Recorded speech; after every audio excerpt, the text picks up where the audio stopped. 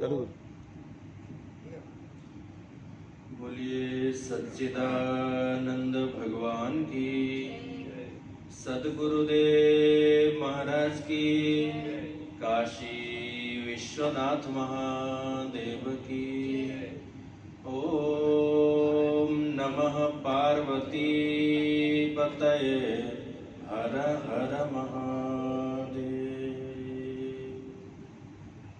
हरि ओम श्री गुरुभ्यो नमः। ह्रीं ह्रीं ह्रीं जापतुष्टे हिमरुचिमुकुटे वल्लकी विग्रहस्ते मातर्नमस्ते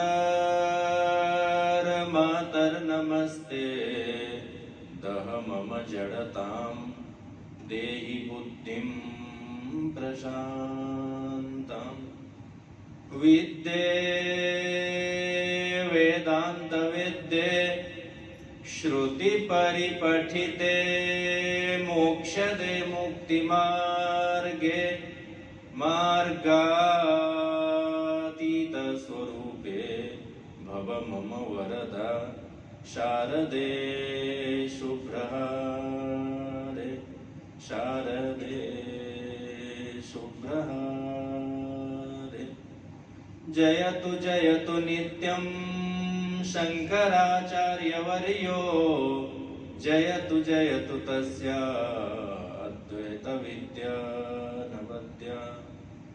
जयतु जयतु लोके तच्चरित्रं पवित्रं जयतु जयतु भक्तिः तत्पदाब्जे जनानां। जयतु जयतु भक्तिः तत्पदाब्जे जनानाम्। असंख्य कल्याण गुणगण निलय आनंद कंद चिन्मूर्ति सच्चिदानंद परमात्मा की अहेतु की कृपा से पुनः एक बार फिर से ऋषि गुरु आचार्यों की पावन परंपरा में मनुष्य जीवन का श्रेष्ठतम लाभ जिसको शास्त्र श्रवण कहते हैं, ऐसे पावन निमित्त से आप हम सबको उपस्थित होने का सौभाग्य प्राप्त हुआ है। इस महत् सौभाग्य के प्रति ईश्वर अनुग्रह ही मुख्य कारण है, ऐसा स्मरण करते हुए प्रतिदिन की भांति मुंडक उपनिषद के आधार पर वेदांत विचार का यह पावन प्रसंग है। प्रसिद्ध श्रुति स्मृतियों में और पुराणों में जो बहुलता से प्रसिद्ध हैं, ऋषि शौनक जो शिष्य भाव से उपस्थित होकर के अपने गुरु अंगिरा को प्रसन्न करने के अनंतर प्रश्न पूछा है, कस्मिन्नो भगवो विज्ञाते सर्वं विज्ञातम भवति। गुरु ने भी प्रसन्न होकर के कहा कि हे शौनक, यह अत्यंत सूक्ष्म विषय होने के कारण क्रम के साथ दो प्रकार की विद्याएं अवश्य ही जाननी चाहिए मोक्ष मार्गियों के लिए। क्या क्या है गुरुदेव? तो परा चैवा पराच, एक अपरा विद्या है और एक परा विद्या है। अपरा विद्या धर्म अधर्म वाले हैं, साध्य साधन वाले हैं, इहलोक परलोक वाले हैं, ढेर सारी हैं, विविधता है। परंतु जिस उस विद्या से अक्षर तत्व का अधिगम होता है, अक्षर की प्राप्ति होती है, उसको परा विद्या कहते हैं। यही मुमुक्षुओं का संपद है। शौनक ऋषि ने पुनः जिज्ञासा की दृष्टि से देखा अपने गुरु को। गुरु ने अभय दान प्रदान करते हुए कहा कि हाँ, मैं उस परा विद्या का जो विषय है, परा विद्या से जिसका अधिगम करना है, उसका कुछ लक्षण बताता हूँ और तुम अपनी बुद्धि के द्वारा उस लक्षित पदार्थ को समझ लो। ऐसा कह करके यहाँ कुछ अक्षर ब्रह्म के लक्षण अथवा विशेषण कथन करते हैं। अब शास्त्र परंपरा में ऐसा भी स्मरण करना है कि यही शास्त्र अर्थात श्रुतियां ही साक्षात वेद उस ब्रह्म को शब्दों का अगोचर कहती हैं, परंतु शब्दों से ही उस पदार्थ को समझना भी होता है।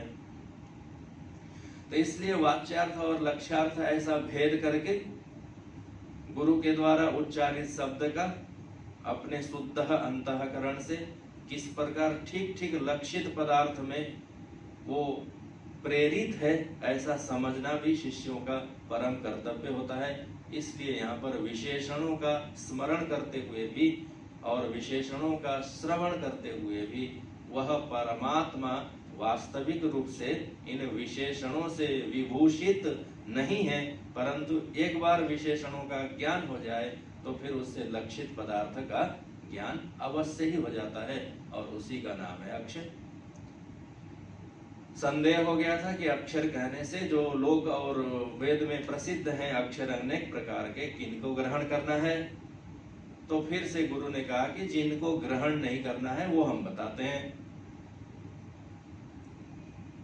जो नहीं करना है वो हम बताते हैं। ऐसा कहकर के फिर आचार्य चरण ने, भगवान शंकराचार्य महाराज ने कुछ शब्दों का उच्चारण किया। अब ये एक शिक्षा की पद्धति भी है, जितना करना है उससे ज्यादा नहीं करने वाले पदार्थों का कथन करना अपेक्षित रहता है शिक्षा की अवस्था में। जैसे एक बालक को आप और हम विद्यालय भेजते हैं, तो विद्यालय जाकर के मन लगा करके पढ़ना, ये तो विधि है हमारी, मन लगा करके पढ़ना। पर उस पढ़ाई के अतिरिक्त जब बस से जा रहा होगा तो उसको ये बोला जाएगा कि खिड़की से मत झांकना बाहर। अब उस विद्या और पढ़ाई से, बस में बैठने के बाद खिड़की से झांकने से कोई लेना देना नहीं है, परंतु उसको ये नहीं करना ये बोलना पड़ेगा। और बस में बैठने के बाद भी कोई अपरिचित व्यक्ति कुछ खाने पीने देगा तो मत खाना, वो भी निषेध करना पड़ेगा। बस से उतर के रास्ता पार करना होगा तो दाएं बाएं देख करके पार करना, ये भी उसको शिक्षा देनी पड़ेगी कि ये नहीं करना, वह नहीं करना, वह नहीं करना, आदि आदि जितनी भी हो सकती हैं उसको सुरक्षित विद्यालय तक पहुंचाने की उन सारे विधि निषेधों का कथन करना पड़ता है। और हो सकता है कि उन विधि निषेधों का कथन करते करते अच्छे से पढ़ना ये बोलना भी भूल जाए। पर वो बालक को भी जब घर से निकला था तो पता है कि मैं विद्यालय जाकर के अच्छी तरह से शिक्षा ग्रहण करूंगा। जिस अर्थ में शब्द ग्रहण किए जाते हैं उसी अर्थ में यहाँ पर फिर से कहा गया कि वो अक्षर जो प्रसिद्ध हैं वर्ण इत्यादि के, और दूसरे सिद्धांतों में भी जो अविनाशी पदार्थ कहे जाते हैं, प्रधान आदि नित्य पदार्थ, अथवा आपके हमारे सिद्धांत में भी जिसका कभी नाश नहीं होता, अर्थात ज्ञान के बिना जिसका नाश नहीं होता है, ऐसे अक्षर जिसको माया कहते हैं, स्मृति ग्रंथों में जिसको कहा है, भगवान ने भगवत गीता में भी कहा है, वह इस अक्षर का अर्थ नहीं है। हे शौनक, ये भी समझ लेना। और क्या नहीं है गुरुजी? गुरुजी ने कहा कि वो जो बुद्धि इंद्रियां हैं, ज्ञानेंद्रियां, वो ज्ञानेंद्रियों का विषय भी नहीं है। ये भी निषेध मुख से ही कहा गया, क्योंकि विषय इंद्रियों के क्या क्या हैं उनको पता है अच्छी तरह से। शब्द, स्पर्श, रूप, रस, गंध, ये 5 प्रकार के विषय हैं। कहा कि यही सारी चीजें दिखाई देते हैं और देखने वाली इंद्रियां होती हैं, और इंद्रियों का विषय नहीं है, ऐसा भी स्मरण कर लेना। तो क्या हम ऐसा मान लें कि कर्म इंद्रियों का विषय है? बोले नहीं, कर्मेंद्रियों का भी विषय नहीं है, ऐसा समझना।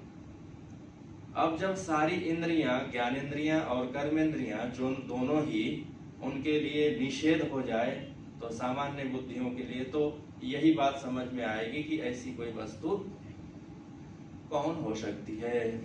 और शास्त्र विचार करने वालों को भी बाहर के जितने भी पदार्थ हैं वो अपने आप कट गए और निषेधित हो गए, इसलिए वो आत्मा का अनुसंधान करेगा।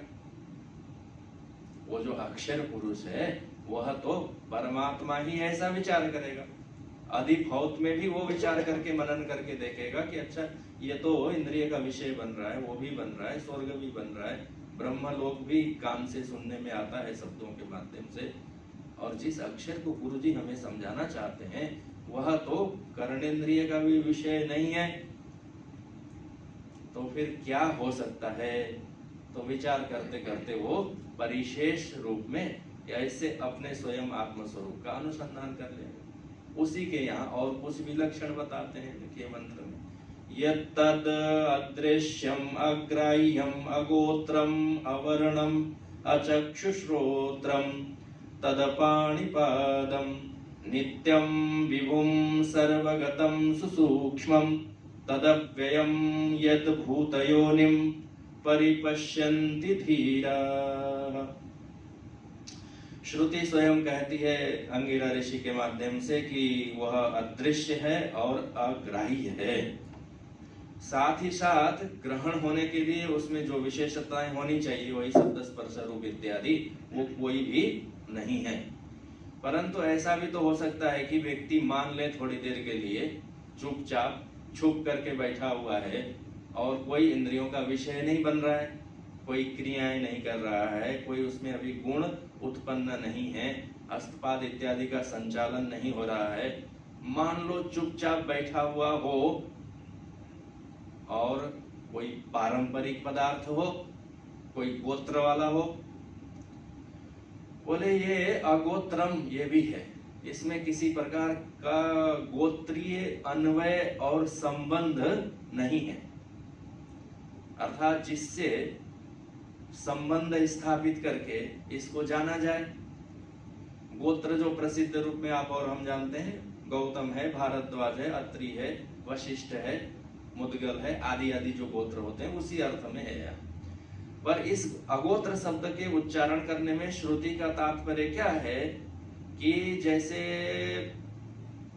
किसी के आप पिता पुत्र हैं और पिता के संबंध से पुत्र को जाना जाता है।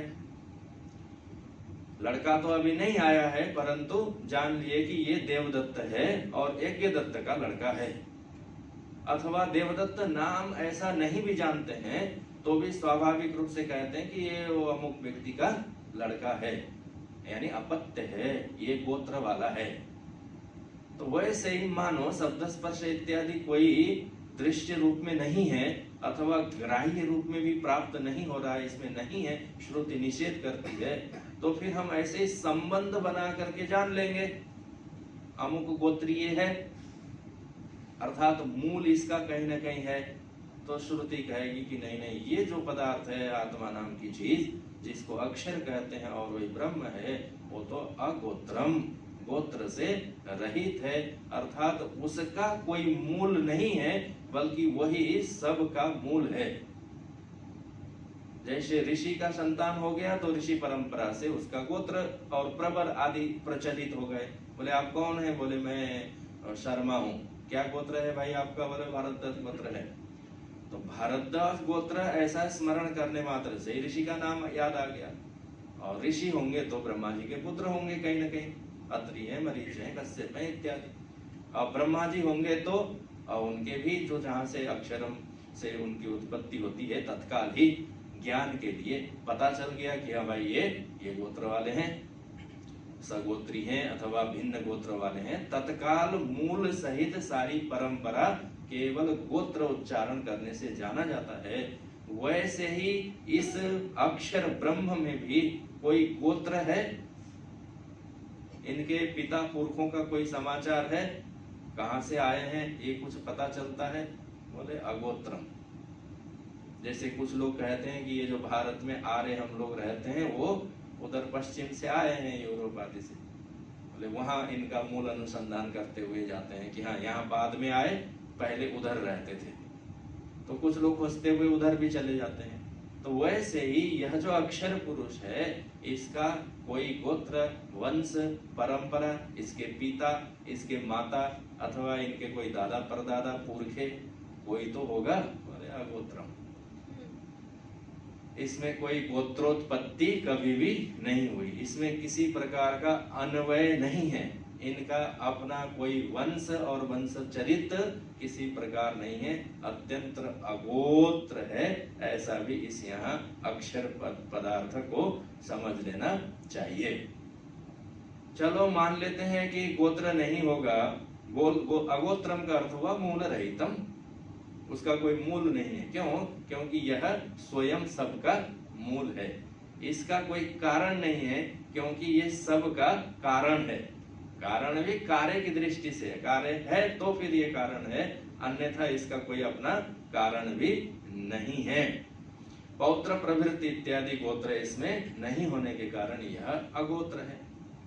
जब अगोत्र हो गया तो उसके वर्ण का भी पता चलना मुश्किल हो गया, किस वर्ण का है, ये ब्राह्मण है कि ये क्षत्रिय है कि वैश्य है कि दूसरे किसी वर्ण का है, ये स्त्री है ये पुरुष है कि स्त्री और पुरुष दोनों से भिन्न है, क्या है इसमें कोई वर्ण इत्यादि है? बोले अवर्ण। ये जो अक्षर पुरुष है वो अक्षर पदार्थ है जिसको यहाँ पर समझना है, ऐसा वो पदार्थ है जिसमें गोत्र और वर्ण इत्यादि नहीं है। पर भाष्यकार ने यहाँ अवर्ण का विशेष अर्थ ग्रहण किया है कि किसी प्रकार की स्थूलता अथवा सूक्ष्मता या सफेद या काला या नीला पीला ऐसा कोई भी वर्ण नहीं है जिससे कि आप वर्णन करके बता दें ऐसा है। वर्णन्ते, आप वर्णन करें, क्या वर्णन करेंगे? बोले उस अक्षर का मैं वर्णन करता हूं। त्रयोदश अध्याय चाहे तो पुनः एक बार स्मरण कर लें। भगवत गीता, अर्जुन को भगवान ने यही कहा था, ज्ञेयं यत्तत् प्रवक्ष्यामि एष ज्ञात्वा अमृतम अश्नुते। हे अर्जुन, तुमको मैं उस ज्ञेय पदार्थ को अब बताता हूं, क्या जानना है बताओ केशव। तब भगवान ने कहा कि अनादि मत परम ब्रह्म न तत् सत न सदुच्यते। भगवान ने कहा अनादि है, ब्रह्म है, तो दोनों का ही अर्थ अर्जुन को नहीं समझ में आया। वो देखते रह गए कि थोड़ा सरल शब्दों में बताओ ताकि हमको समझ में आए। तो भगवान ने विचार किया कि जिसमें कुछ भी विशेषताएं नहीं है उसको हम सत ऐसा भी नहीं कह सकते, जिसको असत ऐसा भी नहीं कह सकते। न तत्सत न असत इति उच्यते। भाष्यकार आद्य जगत गुरु भगवान शंकराचार्य ने भाष्य में लिखा कि खूब कमर कस करके तैयार हो गए थे, खूब ब्रह्म का व्याख्यान करूंगा, और व्याख्यान करना आरंभ कर दिया तो क्या बोल के आप व्याख्यान करेंगे? तो यही बोल के व्याख्यान करेंगे कि वो अदृश्य है, वो अग्राह्य है, अगोत्र है और अवर्ण है। पर फिर भी तो आपने तो वर्ण अगोत्र इत्यादि बताया। बोले हाँ, यही लक्षित अर्थ समझने की प्रक्रिया है। लक्षित अर्थ इसी तरह समझा जाएगा और कहा जाएगा कि अवर्ण है, तो आप खोजेंगे, आपका और हमारा काम रहेगा कि क्या क्या क्या में वर्ण है, क्या क्या क्या में गोत्र है, कौन दृश्य है और कौन ग्राह्य है। उपनिषदों में प्रायशः शिक्षा इसी प्रकार से है उपदेश। जब नारद जी भी गए थे अपने बड़े भ्राता सनत कुमार के पास, तो उन्होंने बड़ा व्याख्यान किया। ऋग्वेद, यजुर्वेद, सामवेद, अथर्ववेद, भूत विद्या, देव विद्या, गंधर्व विद्या, सब विद्या जानता हूँ। तो सनत कुमार जी ने कहा नाम एव, ये तो तुम नाम ही जानते हो, जाओ पता लगाओ बिना नाम का क्या है। भेज दिया उनको उपासना करने। तो देखा हाँ संसार में किस चीज का नाम है? बोले जो भी पदार्थ दिखाई देता है नाम ही नाम है, बिना नाम का कोई पदार्थ संसार में नहीं। पूरे संसार वो घूमते रहे, सब्जी के, तरकारी के, दुकान पाट जहां भी जाएंगे क्या है तो दो नाम बता देगा। आपको हमको नहीं पता होगा तो जो बेच रहा है उसको पता होगा। उनको आश्चर्य हुआ कि हम तो सोचते थे कोई कोई तो संसार में होगा जिसका कोई नाम ना होगा। बोले नाम नहीं होगा तो नाम के बदले में सर्वनाम होगा, पर होगा तो जरूर उसका। संसार में जितने भी पदार्थ होते हैं जो देखे जाते हैं, सुने जाते हैं, बिना नाम और रूप के होते नहीं है। लौट करके आए बहुत दिन बाद, है गुरुजी बिना नाम का तो कोई पदार्थ संसार में नहीं है। सनत कुमार जी ने कहा कि बहुत अच्छी बात है, उस नाम का रूप बताओ नारद जी। बिना रूप का कोई है? फिर रूप पता लगाने भेजे, ये काला है, गोरा है, पीला है, ये मोटा है, ये यहाँ का है, वो वहां का है। केवल नाम और रूप, वस्तु पदार्थ घटपट इत्यादि के नहीं होते, वो तो देव देवताओं के भी होते हैं, भगवान अवतार लेकर के भी आते हैं तो भी नाम और रूप इत्यादि होते हैं। नाम का, रूप का, जाति का, गुण का, क्रिया विशेषण जितने भी पदार्थ हैं सब का उन्होंने अभ्यास कराया, जाओ और पता लगाओ कि किसका नाम है और किसका नाम नहीं है। तो संसार में जितने भी वस्तु होते हैं, पदार्थ होते हैं, जो अपरा विद्या का विषय है, सब नाम और रूप वाले ही होते हैं। और इन सब नाम और रूप का निर्वहन करने वाला, धारण करने वाला अन्य पदार्थ होता है, औपाधिक रूप से वो धारण करता है। नाम के साथ साथ वर्ण भी होते हैं, उसके रूप भी होते हैं। कोई स्थूल होता है, कोई सूक्ष्म होता है, कोई मोटा होता है, कोई पतला होता है, कोई देवता होता है, कोई असुर और राक्षस होते हैं। इसी प्रकार से वस्तु और पदार्थ का वर्णन किया जाता है। क्या इन्हीं में से कोई वो अक्षर ब्रह्म है? बोले वो अवर्ण है, अवर्णम। मन में प्रश्न आया कि अच्छा चलो स्वीकार कर लेते हैं कि वो अदृश्य है, अग्राह्य है, अगोत्र है और अवर्ण है, वर्ण इत्यादि से रहित है। उसके तो नहीं है, है ना, उसमें इसी प्रकार के किसी नहीं है, परंतु थोड़े बहुत उन नाम, रूप, दृश्य आदि को ग्रहण करने वाली जो इंद्रियां होती हैं वो तो उसमें होंगी, क्योंकि उसको भी अक्षर पुरुष ऐसा कहा जाता है, चेतन है ऐसा कहा जाता है। तो इंद्रियों, ये जो नाम, रूप, वर्ण, दृश्य आदि ग्रहण कैसे होते हैं? नहीं है कहा गया, तो इसका मतलब है नाम, रूप इत्यादि तो नहीं है, परंतु उनको ग्रहण करने वाली इंद्रियां तो होंगी, हस्तपाद आदि होंगे, मन, बुद्धि, चित्त, अहंकार होगा, कोई बड़ा सा शरीर आदि होगा। तो बोले उसका भी यहाँ निषेध करते हैं और कहते हैं कि अचक्षुः श्रोत्रम। नहीं तो सामान्य रूप से यही शब्द स्मरण करने के बाद अक्षर पुरुष है, हाँ पुरुष है, तो जरूर उसके हाथ पैर होंगे। आपके और हमारे दो हाथ पैर हैं, तो हो सकता है उस अक्षर पुरुष के 4 होंगे, 8 होंगे, 12 होंगे, ज्यादा होंगे। सहस्र शीर्षा पुरुषा, वेद पढ़ लिए अब तुरंत, बोले हाँ सहस्र है। अब बड़ी भारी कठिनाई हो गई कि तब तो 1000 हाथ वाला परमात्मा है और 2 हाथ वाले मनुष्य हैं। बोले वो 1000 हाथ वाले का जो स्वरूप है वो अक्षर है, और 1000 हाथ वाला जो है अक्षर पुरुष है। 1000 भी होंगे तो भी तो उसका अपना स्वरूप होगा, उसकी वास्तविक अवस्थिति होगी। 1000 हाथ भी उग करके आए होंगे कभी, और कभी ऐसी अवस्था आएगी कोई काशी नरेश पौंड्रक के समान, जैसे सुदर्शन चक्र से भगवान ने काट दिया था, ऐसे ही काल उसके हाथ पैर इत्यादि का नाश करेगा। आत्यंतिक प्रलय में सब सकले विलीने, जब सकल संपूर्ण विलीन हो जाएगा तब। तो अचक्षुः श्रोत्रम, तो यहाँ भी फिर से दोनों नाम लिया गया, और ज्ञानेंद्रियां और कर्मेंद्रियां दोनों ही नहीं हैं, जिसमें ऐसे पदार्थ का नाम अक्षरम, अक्षर है, ऐसा समझ लेना चाहिए। न इंद्रियां हैं, न इंद्रियों के ग्रहण किए जाने वाले विषय हैं, ग्राह्य ग्राहक भाव नहीं है। अब बड़ी भारी कठिनाई है कि सामान्य बुद्धि से ऐसा जिसमें कुछ भी नहीं है ऐसा वस्तु होने की कल्पना मनुष्य नहीं कर पाता है। तो इसलिए उपाधि आदियों का भी स्मरण करना होता है। अज्ञान से, उपाधि से, निमित्त से, प्रयोजन से सारी चीजें हैं, और जब प्रयोजन, निमित्त, अज्ञान, उपाधियां हट जाएं तो कुछ नहीं है। ऐसा दोनों होना और नहीं होना जिसमें घटित हो रहे हैं, जो होना और नहीं होने दोनों का जो आधार अधिष्ठान बना हुआ है, उसका नाम है अक्षरम। वही प्रसिद्ध उदाहरण है सर्प और रज्जु का।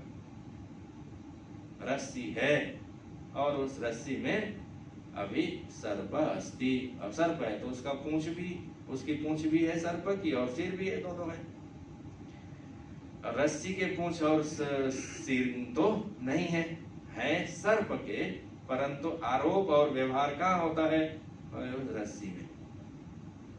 नहीं होने पर भी जिसके कारण होना होता है, अब बाद में सर्प चला गया, वहां से उजाला होने के बाद निवृत्त हो गया, बाधित हो गया ना सर्प। और उस बाधित होने के बाद फिर वहां क्या था, वहां तो बिना सिंह पूंछ वाली रस्सी ही थी, तो कुछ भी उसमें नहीं था, उसका कोई सर्प के समान वर्ण भी नहीं था, आकृति भी नहीं, गुण धर्म भी नहीं, परंतु उसी के कारण ये सारी चीजें थी। अच्छा, रस्सी चलती थी कि नहीं चलती थी? चलती थी, बिना चले ही रस्सी चलती है। तो ये जो परमात्मा है, इस अर्थात अक्षर स्वरूप, जो पराविद्या का विषय भूत ब्रह्म तत्व और अक्षर है, वह इसी प्रकार से कुछ भी नहीं होता हुआ है, अधिष्ठान है, कूटस्थ है, निर्विशेष है, एक है। तब तो फिर जड़ में और इस पदार्थ में क्या भेद और भिन्नता हो गई? बोले उसका सामर्थ्य यही है कि हाथ पैर इत्यादि नहीं है, पर वो चलता है। बाद में रामायण आदि ग्रंथों में भी यही बात विशेष रूप से कहा गया। चक्षु और श्रोत्रम ये भी नहीं है, उससे हीन है। इसी प्रकार तद अपाणिपादम, चक्षु श्रोत्र भी नहीं है, हाथ पैर भी नहीं है।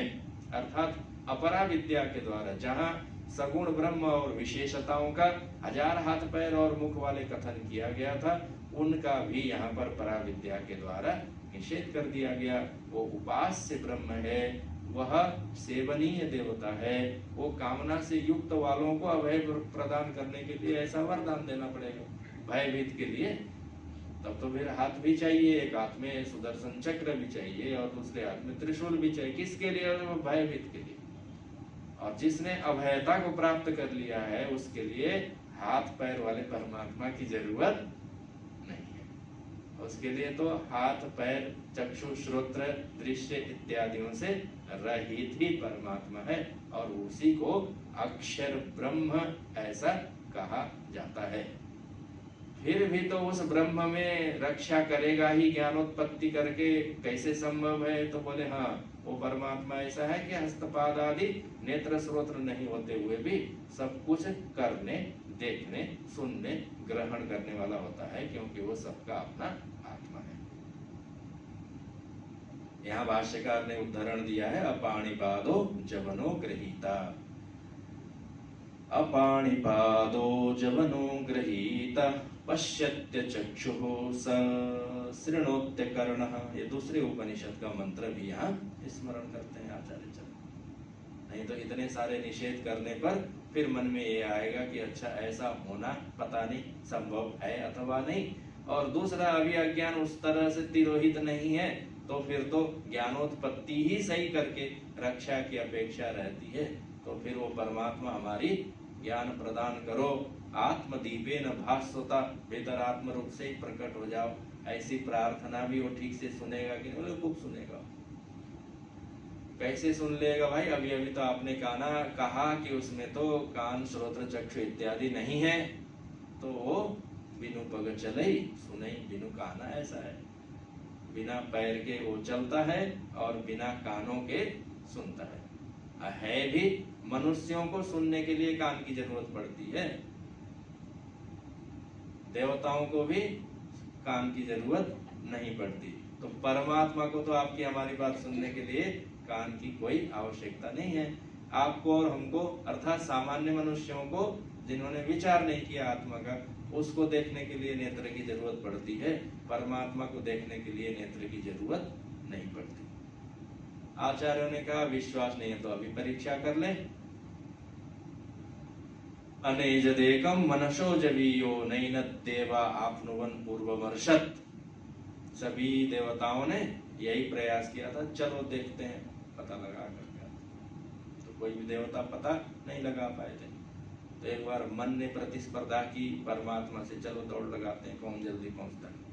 क्योंकि मन को अभिमान था ना कि मैं तो कहीं भी पहुंच जाता हूँ। मन हुआ तो पहुंच गया। मन को उतना ही समय लगता है कि मन हुआ तो पहुंच गया। तो पहले इंद्रियों के साथ उसने प्रतिस्पर्धा की और सब इंद्रियों को हरा दिया, चक्षु को हरा दिया, शब्द को हरा दिया, सब इंद्रियों को, श्रवण इंद्रिय। तो सारी इंद्रियों में मन विजेता हो गया कि हाँ मैंने सबको हरा दिया। तो फिर उसने आत्मा को कहा, भाई चलो एक तुम प्रधान मल्ल रह गए हो, तुम्हारे से स्पर्धा करते हैं। तो आत्मा ने कहा कि चलो, तो दौड़ शुरू की गई एक जगह से, तो यहाँ से दौड़ आरंभ की जाएगी। ठीक है भाई, और बीच में अमुक जगह पर विश्राम किया जाएगा, जैसे हनुमान जी महाराज विश्राम किए थे, 23 महीना का परसा कर स्पर्श मात्र करके, जैसे पर्वत पर राम काज किन्हे बिनु मोहि कहाँ विश्राम। हनुमान जी की जयंती है आज, वैशाख चैत्र शुक्ल पूर्णिमा के दिन। तो फिर चर्चा हुई दोनों की कि चलो भाई दौड़ लगाते हैं और कौन जीतेगा। तो फिर आत्मा ने कहा कि चलो वैसे तो प्रतिस्पर्धा की कोई बात नहीं है, पर चलो यहाँ से दौड़ते हैं, बीच में वहां रुकेंगे और अमुक जगह पहुंचने वाली होगी। तो आरंभ किया गया, तो मन को तो लगा था कि मैं पहले पहुंच गया दुबई, अब पहुंच गया दुबई मन। तो आत्मा ने कहा कि अच्छा, जब दौड़ आरंभ किया जा रहा था तो उस समय मैं तुम्हारे साथ था कि नहीं? बोले हाँ था। और बीच में जब तुम थक गए थे और पीछे लौट करके देखे थे? बोले हाँ देखे थे। तो वो भी मैं जान रहा हूँ। अच्छा, तुम कितने बज करके कितने मिनट और कितने सेकंड में दुबई पहुंच गए? तो उसने कहा कि इतने मिनट इतने बजे और इतने सेकंड में। तो मन ने इतने देर में आरंभ किया था और यहाँ बीच में जाकर के उसने विश्राम किया था और इतने मिनट और इतने सेकंड में ये पहुंचा था। तो ये तो वही बात वही व्यक्ति बता सकता है जो दौड़ के आरंभ को भी, मध्य को भी और पहुंची हुई अवस्था को भी जानता है। कौन है भाई वो जानने वाला? बोले वो मनसो मनः, मन का भी वो मन है जो इसके आरंभ को, मध्य को और अंतिम को। अब मन ये पूछ सकता है कि कैसे जान लिए भाई, तुम रास्ते में तो नहीं दिखे थे? बोले वो तुम मुझे नहीं देख पाओगे, पर पहले से मैं यहाँ पहुंचा होगा। नहीं न देवा, मन आदि देवता आपनु बन ना आपनु बन। क्यों? पूर्वम अर्षद, ईशावास्य उपनिषद में ये पहले से वहां पर पहुंचा हुआ है। पहुंचा क्या है? वो चल करके नहीं गया था, वहां भी है, बीच में भी है, आरंभ में भी है, अंत में भी है, मध्य में भी है, विभू है, सर्वव्यापक है। ऐसा पदार्थ जिसका नाम है अक्षर, जो मन बुद्धि इत्यादियों का विषय तो नहीं है, परंतु मन बुद्धि इंद्रियां सारी जिसके कारण से इस आत्म तत्व का विषय करती हैं, इसी अत्यंत निर्विशेष अक्षर को ब्रह्म कहा जाता है। वही आत्मा है और जिससे ऐसा ज्ञान होता है उसका नाम है परा विद्या। ये तद अक्षरम अधिगम्यते। अब ये तो जो नहीं है वो बात बताई गई थी, आगे बताया जाएगा कुछ जो है, जैसे नित्य है, जैसे विभू है, सर्वगत है, सूक्ष्म अर्थात सूक्ष्म से भी सूक्ष्म है, ऐसा है वाले 6 लक्षण और बताएंगे। और किनको प्राप्त होता है ऐसा विलक्षण पदार्थ कौन जान पाते हैं, तो वो भी चर्चा इसी मंत्र में आगे आने वाली है। भगवद गीता फिर से स्मरण कर ले, विमूढ़ानानुपश्यन्ति पश्यन्ति ज्ञान चक्षुषा। ज्ञान दृष्टि वाले ही वो इस प्रकार के आत्मा को जानते हैं, ऐसी भी चर्चा है। पर वो चर्चा हम लोग फिर से आगे के सत्रों में विचार करेंगे। अब प्रसंग से आई हुई बात को भी थोड़ा स्मरण करना आवश्यक है, क्योंकि मन में बार बार ये बातें आती ही हैं और ये कर्तव्य भी है, क्योंकि जैसे जैसे सत्संयोग और अवसर होते हैं तो वो भी आवश्यक है। नैमित्तिक कर्म के रूप में भी उसको मान सकते हैं, पर हम लोग इन चीजों की थोड़ी भिन्न दृष्टि से भी चर्चा करते हैं, ज्ञान के महिमा के दृष्टि से भी। तो बहुलता से जो प्रसिद्ध है भक्त और भगवान की तो कथा है ही है, पर हनुमान जी महाराज की विशेषताओं में ऐसा कहा है कि ज्ञानी नाम अग्रगण्यम। ऐसे हैं, अतुलित बलधामम हेम शैलाभदेयम दनुजवन कृशानुम ज्ञानी नाम अग्रगण्यम सकल गुण निधानम वानराणामधीशम रघुपति प्रिय भक्तम वात जातम नमामि। ऐसा आचार्यों ने स्मरण किया है पहले के दो। तो ये जो हनुमान जी महाराज हैं वह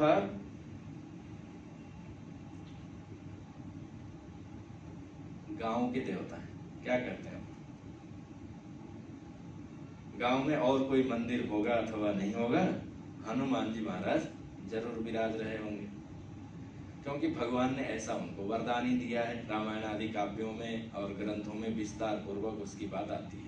पर एक कथा के माध्यम से आप लोगों को थोड़ी सी बात चलाते हैं कि जहाँ भक्तों की दृष्टि से चर्चा की गई है, वहाँ पर एक बार देव ऋषि नारद के स्वाभाविक रूप से मन में हुआ कि पता लगाएं, चलो सबसे बड़ा भक्त कौन है। अब सबसे बड़े भक्तों की तो बड़ी भारी प्रतिस्पर्धा है, मैं सबसे बड़ा भक्त हूँ, तो कहाँ खोजे जाएंगे? तो जहाँ भक्त रहते हैं वहां खोजने निकले नारद जी। खोजते खोजते पहुंच गए प्रयागराज, इलाहाबाद में। देखे यहाँ 50 करोड़ लोग जमा हो गए हैं, तो कोई तो भक्त होगा इनमें से एक भगवान का। तो फिर एक पूजा पाठ करने वाले ब्राह्मण के पास पहुंचे। अब इतनी भीड़ में भी वो एक शालिग्राम शिला लेकर के विष्णवे नमः दुग्धम समर्पयामि आदि आदि कर रहा था। तो नारद जी ने कहा, धन्य भागी हैं आप, जो ऐसी भीड़ भाड़ में भी, कोलाहल में भी आप बैठ करके भगवान की पूजा कर रहे हैं। तो मुझे तो ऐसा लग रहा है कि आप सबसे बड़े भक्त हैं। ब्राह्मण ने कहा कि कहाँ नारद जी, हमारा ऐसा सौभाग्य कि मैं सबसे बड़ा भक्त होता।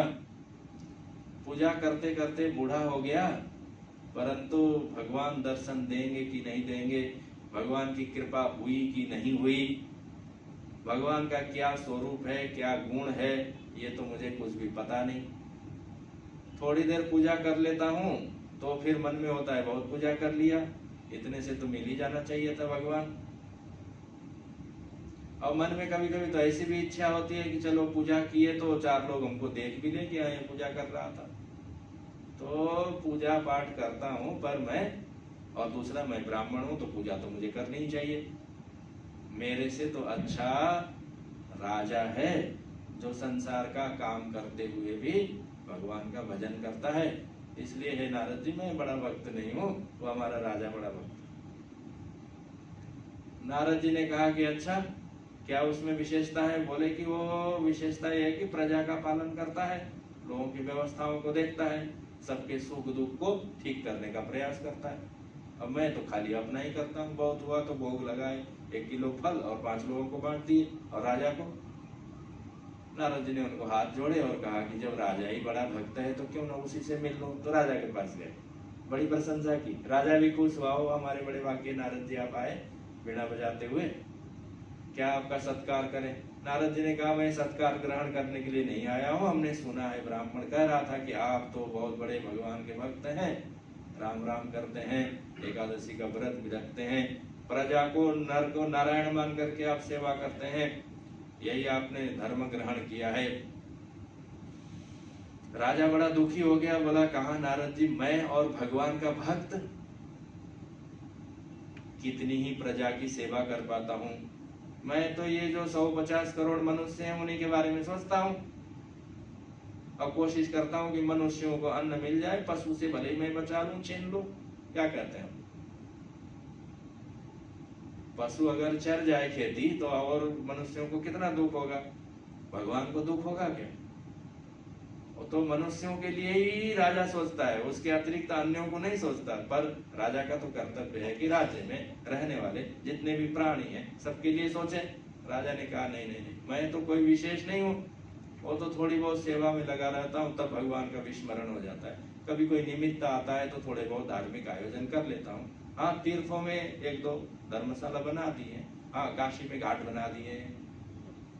काशी में गंगा के किनारे राजाओं ने पहले अपने अपने नाम से सब घाट बनाए, घाट उन्होंने बनाए, पक्के घाट राजाओं ने, धर्मशाला उन्होंने बनाए, मंदिर बनाए, अपने राज्य से पुरोहित लेकर के गए और काशी में स्थापित किए तीर्थों में, और अपने राज्य से जाने वाले लोगों की व्यवस्थाएं की। अभी भी उन्हीं राजाओं के नाम से 50 घाट हैं काशी में गंगा के किनारे, ये राजाओं ने। नारद जी को राजा ने कहा, नहीं नहीं नहीं, मैं ऐसा सद्भाग्य वाला नहीं हूँ कि मैं सबको नारायण जान करके, भगवान जान करके सेवा करूं। भक्त होना तो नारद जी बहुत दूर की बात है, आपके दर्शन हो गए, यही मेरे लिए बहुत बड़ी बात। तब फिर कौन भक्त है? तो उसने कहा कि देवराज इंद्र भक्त हैं, मैं तो केवल मनुष्यों का सोचता हूँ, देवानाम युवा वासव।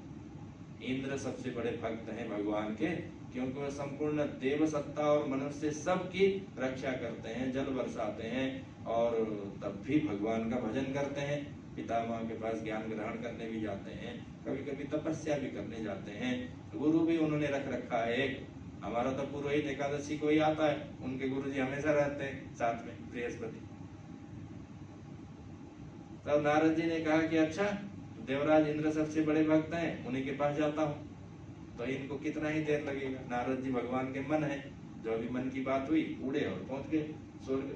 बड़ी प्रशंसा की इंद्र की, सत्कार किया इंद्र ने। जल्दी से नारद जी इंद्र की प्रशंसा नहीं करते थे, पर आज खूब प्रशंसा की। क्यों इंद्र, आप तो राजा हैं और भगवान के भक्त हैं, आपके सद्भाग्य का तो क्या ही कहना। भगवान ने अनुग्रह करके आप इंद्र और आपके छोटे भाई बन करके आए उपेंद्र, इसलिए हमको तो ऐसा लगता है कि आपके ऊपर भगवान का विशेष अनुग्रह है।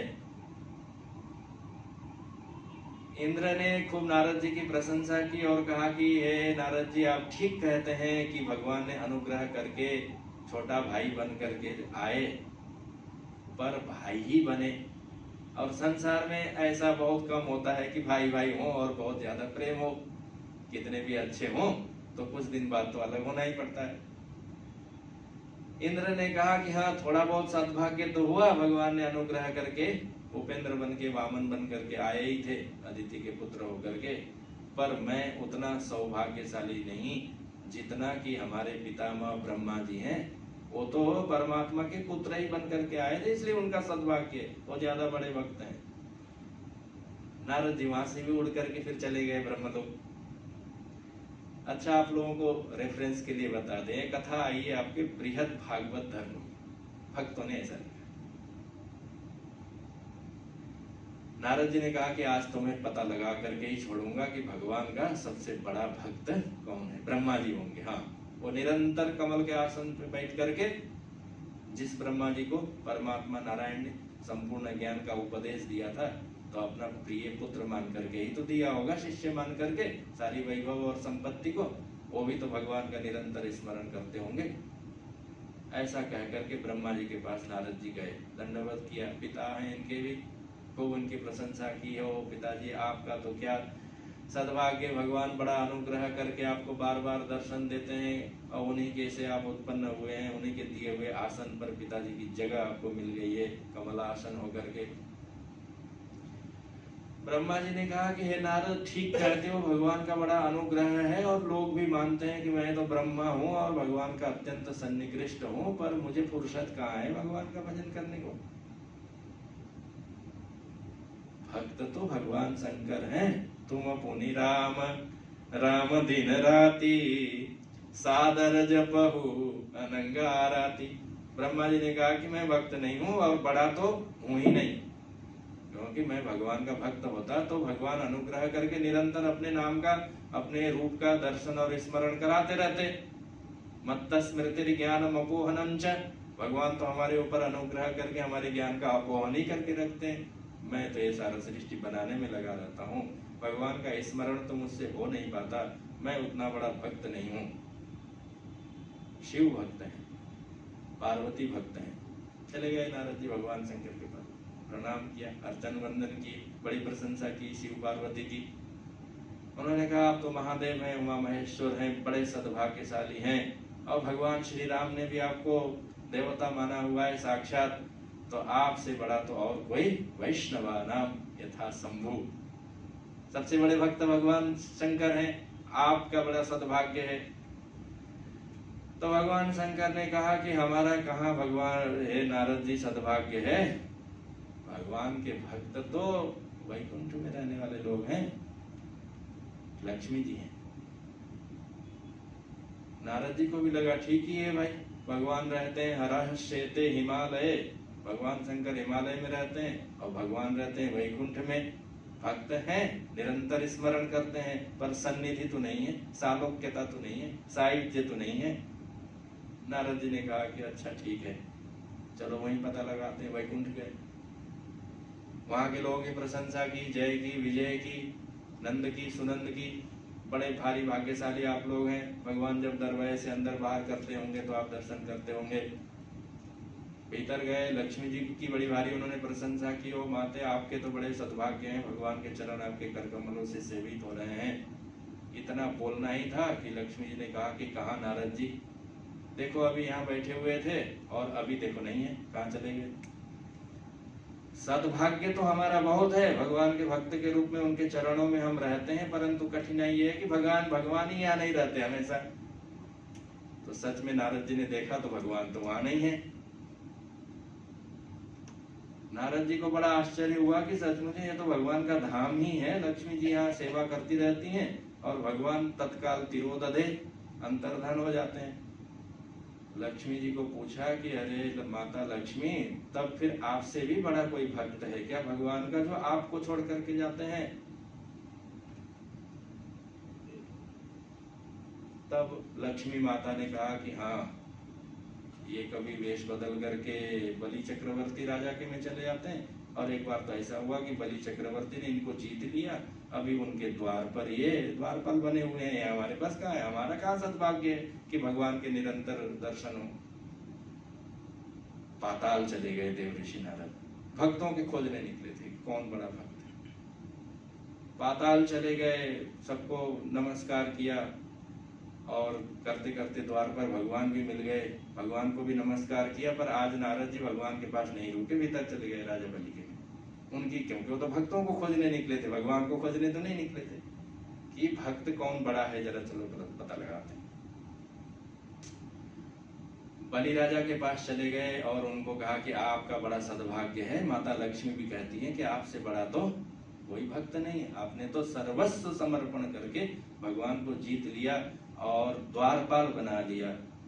राजा बलि ने कहा कि कहाँ हमारा सद्भाग्य है नारद जी, भले ही हमारे में द्वारपाल होकर के रहते हैं, लेकिन देखो बैठ करके प्रहलाद जी से बात करते हैं, मेरे से तो बात करने का भी फुर्सत नहीं इनको।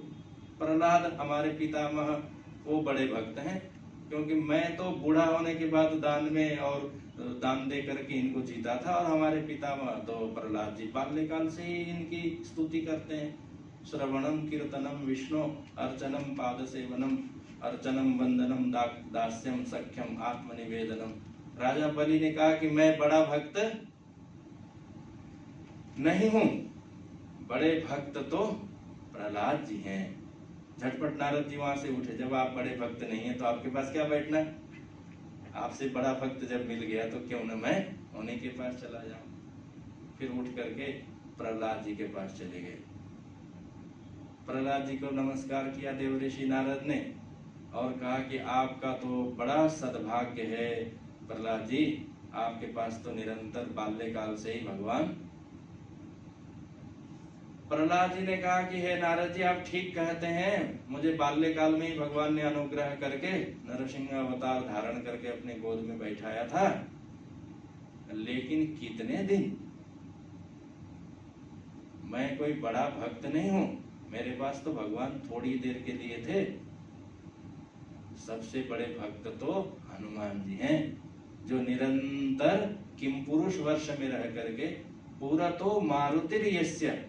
तब प्रहलाद जी ने नारद जी को कहा कि सब भक्तों में श्रेष्ठ हनुमान जी हैं, क्योंकि मैं तो भगवान के सन्निधि में 100-200 वर्ष रहा, और हनुमान जी भगवान के साथ कितने दिन रहे, ये तो चिरंजीवी हैं।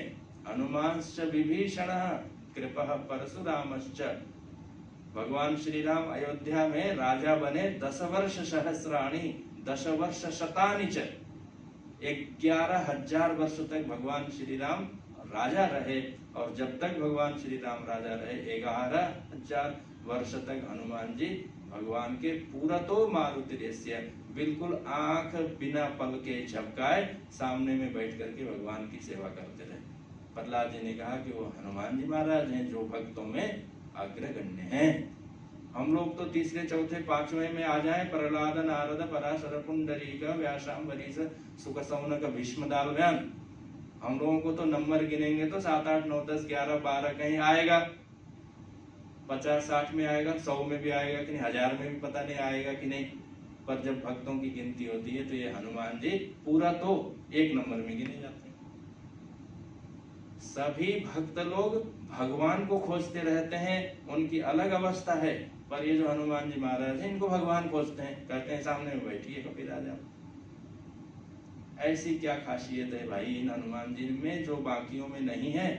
किसी को दाहिने बैठाते हैं, किसी को बाएं बैठाते हैं, और ये एक भक्त हैं भगवान के जो पूरा तो बिल्कुल सामने में बैठे रहते हैं। भगवान इनको देखते रहते हैं और ये भगवान को देखते रहते हैं। श्लोक भी आए हुए हैं, चाहे तो आप लोग हनुमानस्तु महाभाग्य तत्सेवा सुखम अन्वभूत सुबहूनि सहस्राणि वत्सराणाम अविघ्नकृत, बिना विघ्न के, बिना प्रतिबंध के, बिना बाधा के जो निरंतर परमात्मा का दर्शन करता है।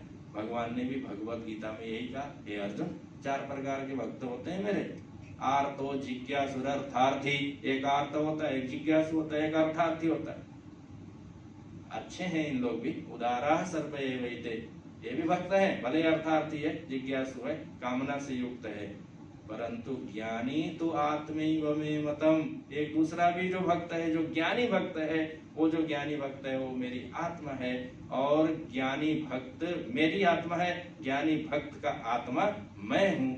ये जो आत्मा नामक पदार्थ होता है वही अत्यंत सम्मुखीन रहता है, 1 नंबर में रहता है, सन्निकृष्ट रहता है, प्रत्यक्ष क्या अपरोक्ष रहता है। इसलिए भगवान श्री राम के सामने में हनुमान जी रहते हैं, ये ज्ञानी भक्त है, इसलिए भगवान को इतने प्रिय है। कोई आर्त है, कोई जिज्ञासु है, कोई अर्थार्थी है, पर हनुमान जी बोले दास्य भाव की ऐसी परिणति है कि परमात्मा के अतिरिक्त उनको अन्य किसी पदार्थ की।